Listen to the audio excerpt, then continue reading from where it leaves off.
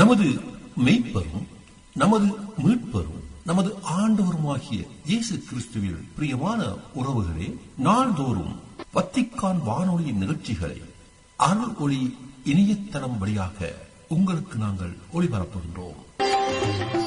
உங்களுக்காக தொகுத்து வழங்குபவர் உங்கள் அன்பு சகோதரன் பேசாலை தாஸ்.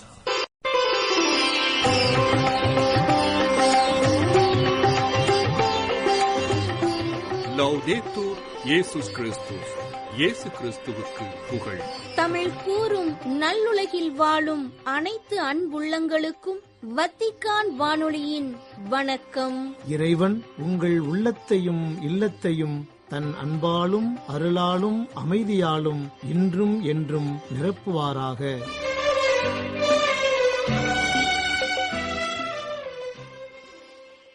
அன்பு நேயர்களே, வத்திக்கான் வானொலி இன்று உங்களுக்கு வழங்கும் நிகழ்ச்சிகள் ஞாயிறு மறையுறை சிந்தனை மற்றும் செய்திகள்.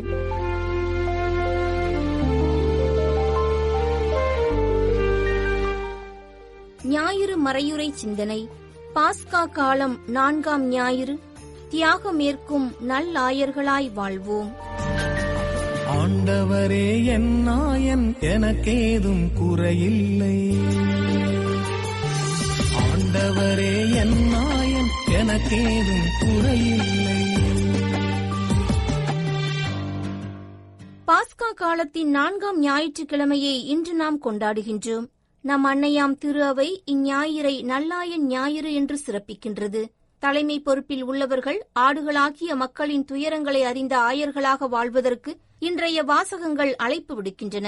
ஒருநாள் சாலையோரமாக இருந்த மரத்தடி நிழலில் சிறுவன் ஒருவன் அமர்ந்திருந்தான். அவனுடைய கையில் அப்போதுதான் மேலிருந்து கீழே தவறி விழுந்து சிறகு முறிந்து போன ஒரு பறவை இருந்தது. சிறுவன் தன் கையிலிருந்த அந்த சிறகு முறிந்து போன பறவையை வாஞ்சையோடு தடவிக் கொண்டிருந்தான். சிறிது நேரம் கழித்து அவ்வழியாக பெண் ஒருவர் வந்தார். இயல்பிலேயே இரக்க குணம் நிறைந்த அவர் மரத்தடியில் சிறுவன் அமர்ந்திருப்பதையும் அவனுடைய கையில் சிறகு முறிந்து போன பறவை ஒன்று இருப்பதையும் கண்டார். சிறுவனின் அருகே சென்ற அப்பெண், தம்பி, உன் கையில் இருக்கும் சிறகு முறிந்து போன இந்த பறவையை என்னிடம் தருகிறாயா? அதை நான் வீட்டுக்கு கொண்டு போய் அதற்கு மருத்துவம் பார்த்து அது குணமடைந்ததும் உன்னிடமே திரும்பவும் கொடுத்து விடுகிறேன் என்றார். அதற்கு அச்சிறுவன் அவரிடம், வேண்டாம் அம்மா, இப்பறவையை நானே பார்த்துக் கொள்கிறேன். ஏனென்றால் இந்த பறவையை என்னை விட சிறப்பாக வேறு யாராலும் கவனித்துக் கொள்ள முடியாது என்றான். உன்னைப் போல அந்த பறவையை வேறு யாராலும் அவ்வளவு சிறப்பாக கவனித்துக் கொள்ள முடியாது என்று எதை வைத்துச் சொல்கிறாய் என்று அவர் கேட்க, சிறுவன் மெல்ல எழுந்து நின்றான். அப்போதுதான் அச்சிறுவனின் ஒரு கால் ஊனம் என்பதை அவர் கவனித்தார். அவருக்கு கண்களில் கண்ணீரே வந்துவிட்டது.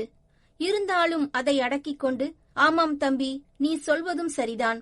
இந்த பறவையை உன்னை விட வேறு யாராலும் இவ்வளவு சிறப்பாக கவனித்துக் கொள்ள முடியாது என்று சொல்லிவிட்டு அங்கிருந்து நகர்ந்து சென்றார்.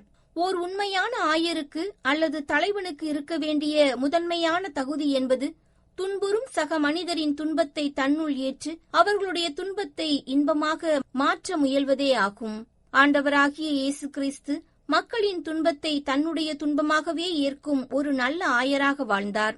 அது மட்டுமன்றி அவர்களுடைய துன்பத்தை போக்க தன் உயிரை கையளிப்பதற்கும் துணிந்து முன்வந்தார். இப்படியாக இயேசு பரிவிரக்கம் கொண்ட ஒரு நல்லாயனாக திகழ்ந்தார். பெரும் சுமை சுமந்து சோர்ந்திருப்பவர்களே, எல்லாரும் என்னிடம் வாருங்கள், நான் உங்களுக்கு இளைப்பாறுதல் தருவேன். நான் கனிவும் மனத்தாழ்மையும் உடையவன். ஆகவே என் நுகத்தை உங்கள் மேல் ஏற்றுக்கொண்டு என்னிடம் கற்றுக்கொள்ளுங்கள். அப்பொழுது உங்கள் உள்ளத்திற்கு இளைப்பாறுதல் கிடைக்கும். ஆம், என் நுகம் அழுத்தாது, என் சுமை எளிதாய் உள்ளது என்ற இயேசுவின் வார்த்தைகள் அவர் ஒரு நல்ல ஆயர் என்பதற்கு சான்றாக அமைகின்றன. இப்படிப்பட்ட நல்ல ஆயனின் அன்பு மக்களாய் வாழ்வதில் நாம் பெருமிதம் கொள்வோம். இன்றைய பதிலுரை பாடலும் நாம் அவர் மக்கள், அவர் மேய்க்கும் ஆடுகள் என்கிறது.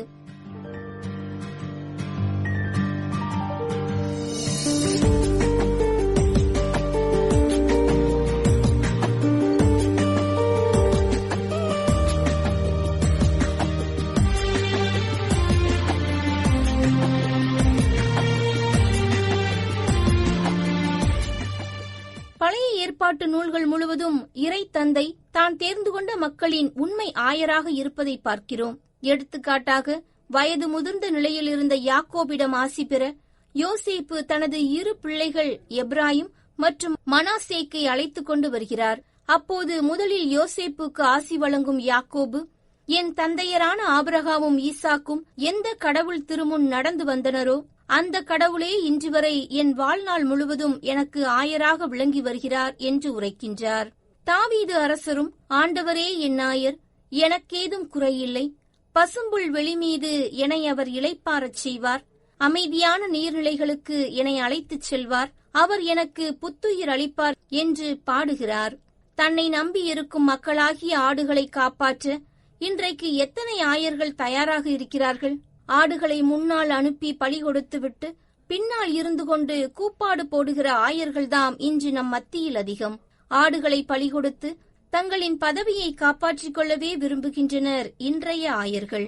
ஆட்சி, அதிகாரம், ஆள்பலம், ஆடம்பரம், செல்வாக்கு ஆகியவற்றில்தான் அவர்களின் ஒட்டுமொத்த கவனமும் குவிந்திருக்கின்றது.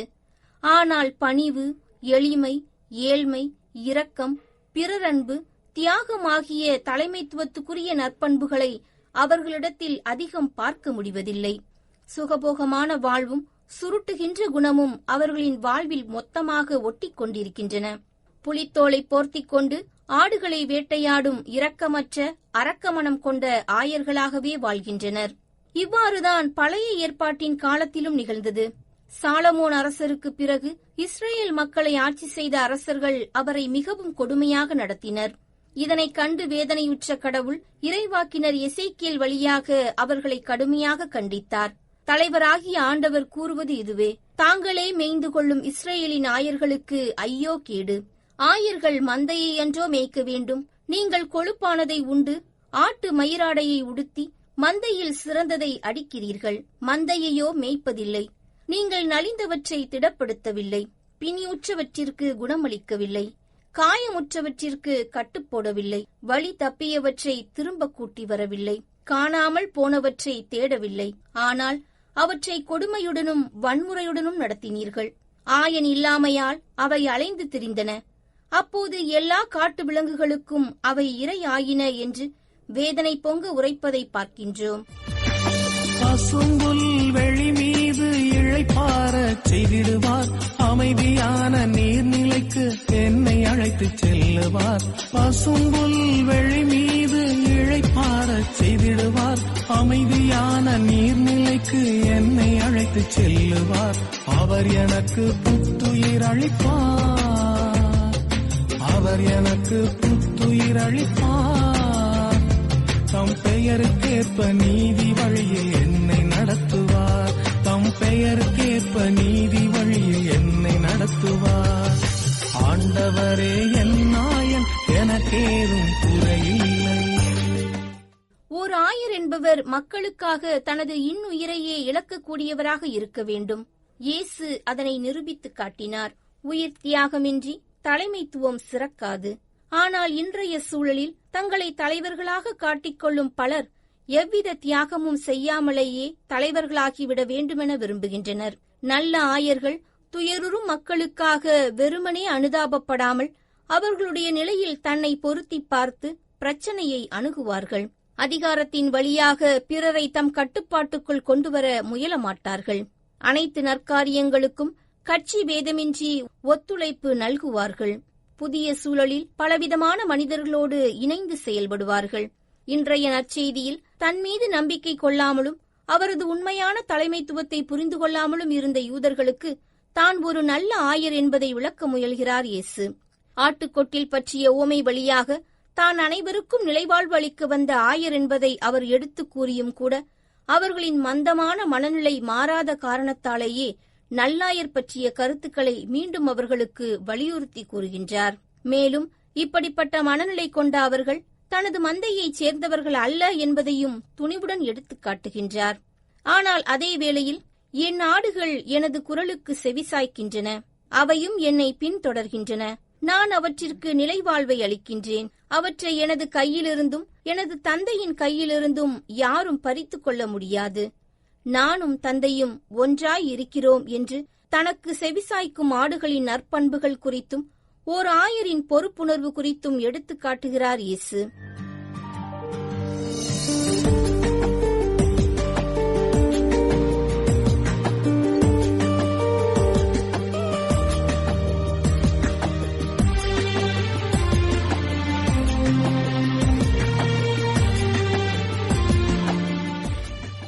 மறைந்த திருத்தந்தை பிரான்சிஸ் அவர்கள் கடந்த 2024 ஆண்டு பிப்ரவரி 28 நாளன்று இத்தாலியில் உள்ள சிலிசியாவின் அர்மீனிய கத்தோலிக்க வழிபாட்டு முறையின் ஆயர்களை திருப்பீடத்தில் சந்தித்தபோது தலைமைத்துவம் குறித்து அவர்களுக்கு வழங்கிய படிப்பினைகள் மிகவும் நம் கருத்தில் கொள்ளத்தக்கவை. அவர் கூறியவற்றில் ஒரு சிலவற்றை இப்போது நம் உள்ளத்தில் இருத்துவோம். உங்கள் அன்பான மக்களின் குழந்தைகளுக்கு ஆயர்களாகிய உங்களின் உடனிருப்பு தேவைப்படுகிறது. ஆகவே தனிமையும் ஒதுக்கப்படுதலும் நிறைந்த இவ்வுலகில் நம் பராமரிப்பில் ஒப்படைக்கப்பட்டவர்கள் நல்ல மேய்ப்பரின் நெருக்கத்தையும், சொந்த தந்தைக்குரிய நம் அக்கறையையும், உடன் பிறந்த உறவின் அழகையும், கடவுளின் கனி விரக்கத்தையும் உணர்வதை நாம் உறுதி செய்ய வேண்டும். உங்கள் திரு அவைக்கு நாளைய ஆயர்களை வழங்குவது ஆயர் பேரவையின் மிகப்பெரிய பொறுப்புகளில் ஒன்றாக இருப்பதால் அவர்களை கவனமாக தேர்ந்தெடுக்கும்படி உங்களை கேட்டுக்கொள்கிறேன். அப்போதுதான் அவர்கள் மந்தைக்கு தங்களை முழுவதுமாக அர்ப்பணிப்பவர்களாகவும், மேய்ப்பு பணியில் உண்மை உள்ளவர்களாகவும், தனிப்பட்ட சுயநல லட்சியத்தால் ஆட்கொள்ளப்படாதவர்களாகவும் இருப்பார்கள். ஓர் ஆயர் என்பவர் புதிய பணிகளையும் பதவி உயர்வுகளையும் பெறுவதற்காக அவர் நேரத்தை வீணடிக்கும் போது தன்னிடம் ஒப்படைக்கப்பட்ட மேய்ப்பு பணிக்குரிய செயல்களில் அவர் அக்கறை காட்ட மறக்கிறார் என்பதை உணர்ந்து கொள்ளுங்கள். ஆயர்கள் சந்தையில் வாங்கப்படுவதில்லை. கிறிஸ்துவே அவர்களை தம்முடைய திருத்தோதர்களின் வழித்தோன்றல்களாகவும் அவருடைய மந்தையின் மேய்ப்பர்களாகவும் தேர்ந்தெடுக்கிறார்.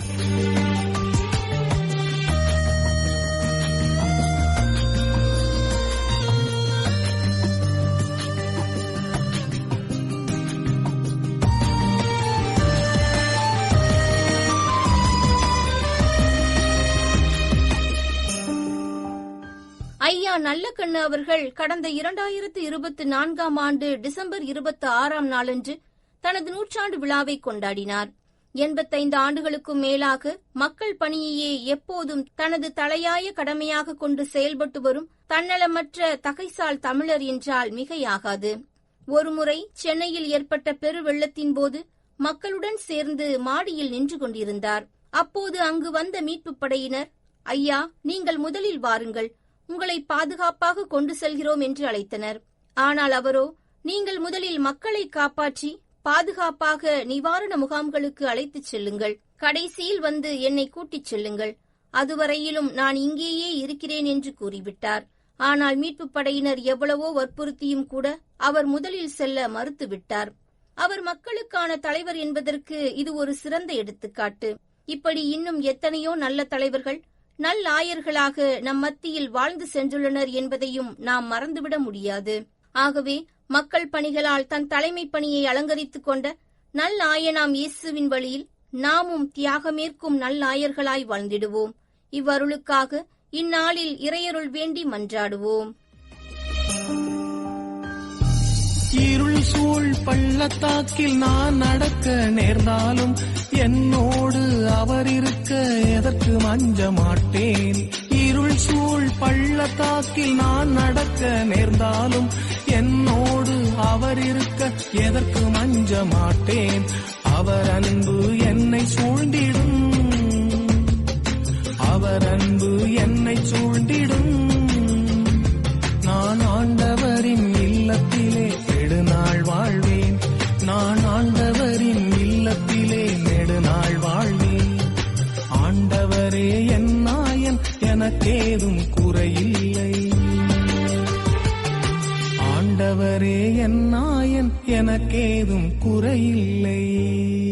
தியாகமேற்கும் நல்லாயர்களாய் வாழ்வோம் என்ற தலைப்பில் இன்றைய ஞாயிறு மறையுரை சிந்தனையை உங்களுக்கு வழங்கியது வத்திக்கான் வானொலி.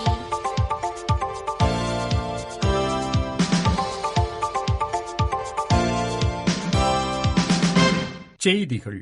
மே மாதம் 10ஆம் தேதி சனிக்கிழமை அன்று திருப்பிடத்தில் கர்தினால்கள் அவையை சந்தித்து திரு அவையை ஏற்று நடத்தும் பணியில் அவர்களின் ஜெபங்களையும் ஒத்துழைப்பையும் வேண்டினார் திருத்தந்தை 14ஆம் லியோ. திருத்தந்தை பிரான்சிஸ் அவர்களை இழந்து நின்ற வேளையில் நம்முடைய ஒன்றிணைந்த பொறுப்புணர்வை அது நினைவூட்டுவதாக இருந்தது என்பதை நினைவூட்டிய திருத்தந்தை 14ஆம் லியோ அவர்கள் இந்த புதிய பணியை தான் ஏற்றுக்கொண்டதில் இறைவனின் உதவியையும் கர்தினால்களின் நெருக்கத்தையும் இறைவனில் நம்பிக்கை கொண்ட அனைத்து விசுவாசிகளின் ஜெபத்தையும் நற்பணிகளையும் சார்ந்து இருப்பதாக எடுத்துரைத்தார். கர்தினால் அவையின் தலைவர் கர்தினால் ஜோவானி பத்திஸ்தா ரே, திரு அவையின் கருவூல தலைவர் கர்தினால் கெவின் ஜோசப் ஃபாரல் ஆகியோருக்கு நன்றியை வெளியிட்டதுடன் இந்த கர்தினால்கள் அவை கூட்டத்தில் உடல் நலம் காரணமாக கலந்து கொள்ள முடியாத நிலையில் இருக்கும் சகோதர கர்தினால்களுக்காக ஏனைய கர்தினால்களுடன் ஜெபத்தில் ஒன்றிணைவதாகவும் தெரிவித்தார் புதிய திருத்தந்தை. மறைந்த திருத்தந்தை பிரான்சிஸ் அவர்களின் பதவி அர்ப்பணம், எளிமை, அனைத்தையும் கடவுளின் பாதங்களில் பணித்தல் போன்றவைகளை குறிப்பிட்ட திருத்தந்தை 14ஆம் லியோ அவர்கள் அத்திருத்தந்தையின் இந்த மதிப்புமிகு பாரம்பரியத்தில் நம் பயணத்தை தொடர்ந்து நடத்துவோம் எனவும் கூறினார். 2ஆம் வத்திக்கான் சங்கத்தின் பாதையில் நடைபோட்டு வரும் திரு அவையில் திருத்தந்தை பிரான்சிஸ் அவர்களின் எவாஞ்சலி கௌதியம் என்ற அப்போஸ்தலிக்க ஏடு வலியுறுத்தும் கருத்துக்களான நற்செய்தி அறிவிப்பில் கிறிஸ்துவின் முதன்மை இடத்திற்கு திரும்புதல், கிறிஸ்தவ சமூகம் முழுமையின் மறைப்பணி மனம் திரும்பல், ஒன்றிணைந்து நடைபோடலில் வளர்ச்சி, விசுவாசத்தை புரிந்து கொள்ளுதலில் கவனம், குறிப்பாக திரு அவை கொண்டாட்டங்களுக்கு புறம்பேயான பரவலான விசுவாச நடவடிக்கைகளை புரிந்து கொள்ளல், ஏழையர் மீது அக்கறை, இன்றைய நம் உலகுடன் உரையாடலை மேற்கொள்ளுதல் போன்றவைகளை குறித்தும் எடுத்துரைத்தார் திருத்தந்தை 14ஆம் லியோ. புதிய திருத்தந்தை 14ஆம் லியோ அவர்களின் மே மாதத்திற்குரிய நிகழ்ச்சிகளை வெளியிட்டுள்ளது திருப்பிடம். மே மாதம் 3ஆம் தேதி காலையில் கர்தினால்களுடன் சிஸ்டைன் சிற்றாலயத்தில் திருப்பலி நிறைவேற்றிய திருத்தந்தை 14ஆம் லியோ அவர்கள் 10ஆம் தேதி சனிக்கிழமையன்று கர்தினால்களை வத்திக்கானில் சந்தித்து உரை ஒன்று வழங்கினார். 11ஆம் தேதி ஞாயிற்றுக்கிழமையன்று புனித பேதுரு பெருங்கோவில் மேல் மாடத்திலிருந்து நண்பகல் அல்லேலுயா வாழ்த்தொலி உரையை வழங்குவார் புதிய திருத்தந்தை. 12ஆம் தேதி திங்கட்கிழமையன்று உலக சமூக தொடர்பு துறையினருடனான சந்திப்பு இடம்பெறும். 16ஆம் தேதி வெள்ளிக்கிழமையன்று திருப்பிடத்திற்கான பல்வேறு நாடுகளின் தூதுவர்களை சந்திக்கும் திருத்தந்தை மே 18 ஞாயிற்றுக்கிழமையன்று புனித பேதுரு பெருங்கோவில் வளாகத்தில் உள்ளூர் நேரம் காலை 10 மணிக்கு நிறைவேற்றும் திருப்பலியில் திருத்தந்தைக்குரிய பணிகளின் பொறுப்பை ஏற்பார். அதன்பின் 20ஆம் தேதி செவ்வாய்க்கிழமையன்று ரோம் நகரின் புனித பவுல் பெருங்கோவிலின் பொறுப்பை எடுப்பார் திருத்தந்தை 14ஆம் லியோ. மே மாதம் 21ஆம் தேதி புதிய திருத்தந்தையின் முதல் புதன் மறைபோதகம் இடம்பெறும். அதே வாரம் மே மாதம் 24ஆம் தேதி சனிக்கிழமையன்று திருப்பிடத்தின் பல்வேறு துறைகளின் உயர்மட்ட அதிகாரிகளையும் வத்திக்கான் பணியாளர்களையும் சந்தித்து உரை வழங்குவார் புதிய திருத்தந்தை 14ஆம் லியோ. திருத்தந்தை 14ஆம் லியோ அவர்களின் தலைமைத்துவ பணி பொறுப்பேற்பிற்கு தன் வாழ்த்துக்களை வெளியிட்டுள்ள WCC எனும் உலக கிறிஸ்துவ சபைகளின் அமைப்பு, இது கிறிஸ்துவ சபைகளுக்கிடையான நட்புணர்வு மற்றும் ஒத்துழைப்பின் பிணைப்பை ஆழப்படுத்துவதற்கான வாய்ப்பு என புதிய திருத்தந்தைக்கு கடிதம் ஒன்றை அனுப்பியுள்ளது. உலக கிறிஸ்துவ சபைகளின் அமைப்பின் நெறியாளர் ஆயர் ஹென்ரிக் பெட்ஃபோர் ஸ்த்ரோஹாம் மற்றும் அதன் பொதுச் செயலர் கிறிஸ்துவ குரு ஜெரி பிலாய் ஆகியோர் புதிய திருத்தந்தைக்கு தங்கள் வாழ்த்துக்களை தெரிவித்ததுடன் இன்றைய உலகிற்கு நீதி, அமைதி, ஒப்புரவு மற்றும் ஒன்றிப்பு தேவைப்படுவதாக தங்கள் கடிதத்தில் மேலும் அறிவித்துள்ளனர். பல்வேறு திறமைகள் நன்முறையில் ஒருங்கே அமைந்த ஒரு மனிதரை நாம் திருத்தந்தையாக பெற்றுள்ளோம் என இங்கிலாந்து கர்தினால் வின்சென்ட் நிக்கோல்ஸ் கூறினார். திருத்தந்தை 14ஆம் லியோ அவர்களின் தேர்வில் 133 கர்தினால்களில் ஒருவராக பங்கேற்ற இங்கிலாந்தின் வெஸ்ட்மினிஸ்டர் பேராயர் கர்தினால் நிக்கோல்ஸ் அவர்கள் அமெரிக்க ஐக்கிய நாட்டின் சிகாகோவின் வறிய பகுதியில் பிறந்த புதிய திருத்தந்தை இருமுறை அகுஸ்தினார் துறவு சபையின் தலைவராக செயல்பட்டதுடன் ஓர் ஆசிரியராக, மறைமாவட்ட ஆயராக, திருப்பிட தலைமையக அதிகாரிகளுள் ஒருவராக தன் பணிகளை சிறப்பாக ஆற்றிய ஒரு கர்தினால் என புதிய திருத்தந்தையை பாராட்டிய கர்தினால் நிக்கோல்ஸ் அவர்கள், புதிய திருத்தந்தை ஒரு மென்மையான குணம் படைத்தவர், அமைதியானவர், தெளிவான முடிவெடுக்கக்கூடியவர், எந்த எதிரிகளையும் கொண்டிராதவர் என திருத்தந்தை 14ஆம் லியோ அவர்களின் குணங்களையும் திறமைகளையும் புகழ்ந்தார். இத்துடன் வத்திக்கான் வானொலியின் தமிழ் ஒலிபரப்பு நிறைவு பெறுகின்றது. நன்றி, வணக்கம். இதுவரையும் நீங்கள் செவியுற்றது வத்திக்கான் வானொலியின் இன்றைய நிகழ்ச்சிகள். மீண்டும் மற்றொரு வத்திக்கான் வானொலி நிகழ்ச்சியில் உங்கள் அனைவரையும் சந்திக்கும் வரை அன்பு விடைபெற்றுச் செல்வது உங்கள் அன்பின் பேசாலை தாஸ்.